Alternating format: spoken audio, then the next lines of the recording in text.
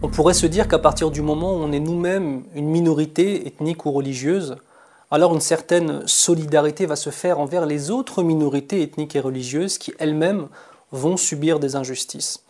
Malheureusement, cette règle, qui pourtant semble tout à fait logique, n'a pas vraiment de réalité.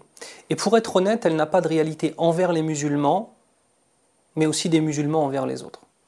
Et je trouve que tant que les musulmans n'auront pas compris que toute discrimination envers les minorités religieuses, que ce soit envers l'islam, ça nous concerne en premier lieu, envers le catholicisme, envers le protestantisme, envers le judaïsme, envers le sikhisme ou que sais-je, tant qu'en fait nous, en tant que musulmans, on ne prendra pas position pour défendre les droits, je ne suis pas en train de parler de défendre les convictions religieuses ou les croyances religieuses, mais défendre simplement les droits, ça c'est aussi notre rôle, d'accord? Tant qu'on ne prendra pas position pour défendre les droits des uns des autres et des autres, pourquoi est-ce qu'on s'étonne que personne ne prenne position pour nous? Alors le silence est une chose, par contre le fait de s'attaquer aux minorités, ça c'en est encore une autre. Et ça m'étonne toujours en fait. Les minorités religieuses et les minorités ethniques, je pense à la minorité par exemple d'origine asiatique, ou alors la minorité d'origine des Antilles, ou alors la minorité d'origine de l'Afrique noire, qui s'en prennent aux musulmans, ou les musulmans qui se prennent à eux, il faut savoir une chose. Ce n'est pas parce que pour l'instant tous les projecteurs sont sur les musulmans et l'islam que vous ne serez pas les prochains sur la liste. Et chaque fois que l'islamophobie augmente, le racisme augmente, la haine anti-noire augmente, la haine anti-asiatique augmente, la haine anti-juif augmente. Et ne pas avoir conscience de cela, c'est regarder simplement un détail alors qu'on ne voit pas qu'une bête immonde est en train de naître.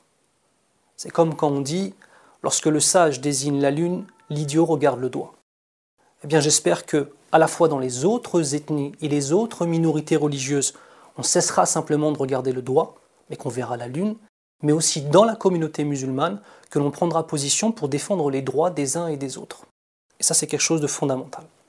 Donc on voit que dans la construction du discours islamophobe, il y a la volonté de mobiliser aussi des communautés religieuses, des communautés ethnoculturelles, bref, des minorités aussi dans la société française, mais il y a cette volonté de monter les gens les uns contre les autres. Donc il y a par exemple une ligne explicite de gens qui veulent monter les juifs et les musulmans les uns contre les autres. Et donc ils font peser, ils font planer le spectre d'un antisémitisme musulman, justement, pour monter les juifs contre les musulmans et légitimer l'exclusion d'une minorité par une autre minorité. Et c'est ça qui explique que, malheureusement, il y a une frange grandissante de nos concitoyens de confession juive qui sont réceptifs à des discours d'extrême droite, alors même que l'extrême droite les vise eux en premier lieu. Même chose auprès d'autres communautés d'origine ou d'appartenance ethnoculturelle ou religieuse, la volonté de monter les Noirs contre les Arabes, les Juifs contre les musulmans, les Arabes contre les Roms, et ainsi de suite. Il n'y a pas plus ressemblant à un islamophobe qu'un antisémite. Il n'y a pas plus ressemblant à un négrophobe qu'un islamophobe. Il n'y a pas plus explicite dans le racisme. Sauf que c'est un intérêt commun des groupes racistes de diviser les minorités et de les monter les unes contre les autres. Et d'opprimer les unes par les autres.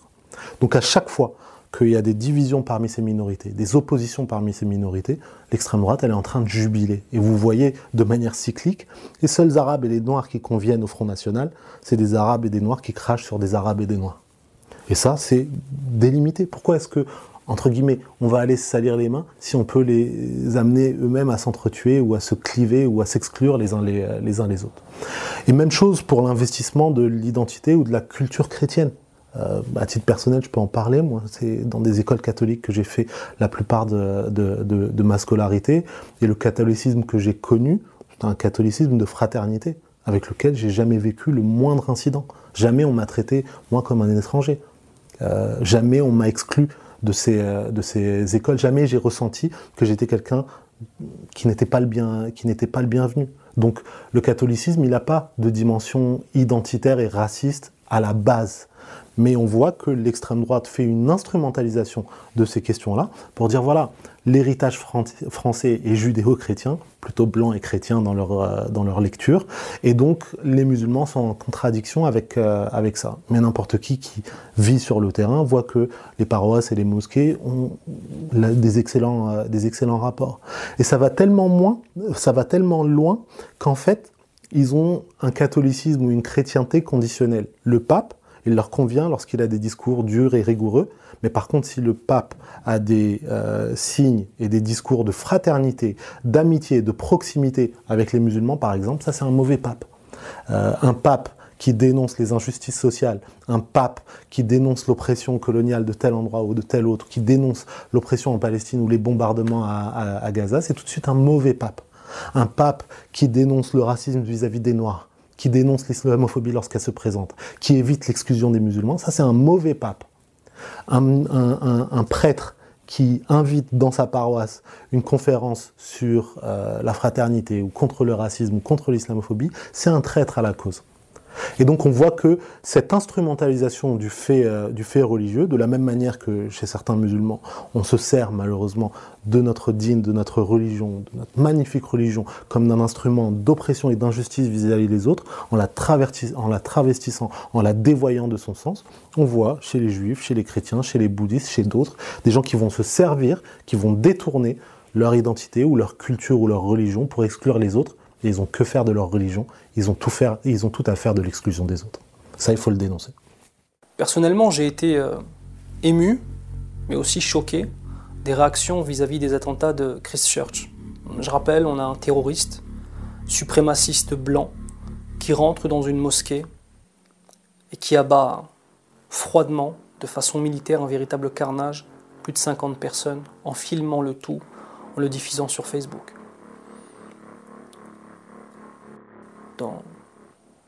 Ça a été un choc dans la communauté. Voir nos frères et nos sœurs se faire abattre de cette façon a été vraiment choquant. Choquant parce qu'on a vu les images, même si on sait qu'à travers le monde, les musulmans subissent malheureusement des attentats de tous bords contre eux. C'est vrai que c'est très choquant pour nous. Ce qui a été émouvant, ça a été de voir parfois dans le monde des réactions vraiment de solidarité envers la communauté musulmane, et je tiens à préciser que c'était tout à fait normal, il n'y avait rien d'exceptionnel à être solidaire vis-à-vis de gens qui viennent de se faire massacrer. On est simplement dans une chose de base, normale, d'un humain normal. Et à l'inverse, des réactions haineuses, avec cette équation très étrange, simpliste et stupide. Christchurch pour le Bataclan. Il y a des gens en fait qui pensent que les 1,8 milliard de musulmans n'ont qu'une seule conscience, un seul corps, un seul cerveau, et que lorsque un musulman parmi ces 1,8 milliard fait quelque chose de mal, pas de bien, parce que le bien, mais fait quelque chose de mal, alors c'est toute la communauté musulmane qui s'en retrouve responsable. Comme si toutes les personnes qui ont été abattues à Christchurch avaient participé aux attentats du Bataclan ou autres. Je cite le Bataclan, mais on pourra en citer d'autres malheureusement. C'est important de comprendre cette chose-là en fait. C'est que les haineux n'auront de cesse d'étaler leur haine, peu importe le moment, peu importe les conditions, et peu importe la saleté de la position. Parce que ce sont des gens qui, fondamentalement, détestent leur prochain. La haine en ce moment est sur les musulmans. Dans le passé, elle a été contre les protestants. À d'autres endroits sur Terre, elle a été contre les catholiques. À d'autres endroits sur Terre, mais aussi en France, elle a été contre la communauté juive. À d'autres endroits, elle a été contre les sikhs, ou contre les hindous, ou contre les bouddhistes, contre des ethnies, contre les peuls, contre des bambaras, etc. C'est-à-dire que ces gens-là ne cherchent qu'un alibi à leur haine. Et l'équation de « puisqu'il y a eu des attentats contre la France, eh bien tout ce qu'il arrivera en France contre les musulmans n'est que justice », malheureusement, la dernière en date, ça a été la tentative d'assassinat contre Rachid El-Jaï, avec un homme qui, très froidement, a tenté de l'abattre, lui a fait feu sur lui plus de 5 fois. et qu'au final, dans les médias, ce soit relayé comme étant une simple fusillade, on en parlera par la suite, hein, mais comme étant une simple fusillade, et certains même sous-entendaient que ce n'était que justice. L'équation est fausse. L'équation est fausse.